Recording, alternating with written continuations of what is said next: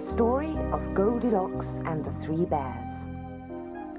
Goldilocks had no idea that the three bears lived in a little wooden house in the deepest part of the forest. She had never seen the bears, and she had never seen the little wooden house until that morning. About the same time that Goldilocks had gone into the forest looking for wild flowers, the three bears had sat down at the wooden table in their cottage. Mummy Bear had made 3 bowls of porridge. "It's too hot to eat," said Daddy Bear in his gruff voice. The little baby bear squeaked, "It's a bit too hot, Mummy." Mummy suggested they should all go out for a little walk until the porridge cooled down. So that was why, when Goldilocks saw the wooden house for the very first time in her life and had knocked on the door, there was no one inside. The 3 bears were still out, walking. Goldilocks decided to peep through the window. Standing on tiptoe, she looked inside the wooden house and saw the table, the chairs, the bowls of porridge, and the fire smoking gently. By the fire stood a big pan of porridge, just in case anyone wanted second helpings.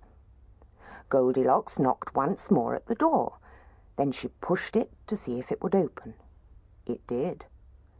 It was lovely inside the house. There were pictures on the walls and a nice warm smell from the fire. It made Goldilocks feel a bit hungry, so she went to the table. First she took a little spoonful from the biggest bowl. "Oh dear," she said, "it's not sweet enough for me." Then she went to the medium bowl and tried a spoonful. "Oh no," she said, "that one is far too sweet for me." But when she tried the smallest bowl of porridge, it tasted so lovely that she ate it all up. The same thing happened when Goldilocks tried the chairs by the fireside. First she sat in the big chair. "Oh no, it's far too hard," she said. Then she tried the medium chair. "Well, that's a bit better," she said, "but it's a bit too soft for me." The smallest chair turned out to be perfect, absolutely perfect. So Goldilocks sat there for a while in front of the cosy fire. After a while, Goldilocks felt a bit tired, so she decided to have a look upstairs. In the bedroom, she saw 3 beds. The first one was enormous, but very hard and lumpy, so she tried the medium-sized bed. That was better, but just a little bit too soft. Finally, Goldilocks tried the little bed. That was over by the window. Oh, that one was absolutely perfect. And in the twinkling of an eye, Goldilocks fell fast asleep. If Goldilocks had looked through the window before she fell asleep, she would have seen the 3 bears returning along the path from the woods. But she didn't. So she didn't see them, and she didn't hear them, even when Daddy Bear said in his gruff voice, "Hey, somebody's been eating my porridge." Then Mummy said, "And somebody's been eating my porridge."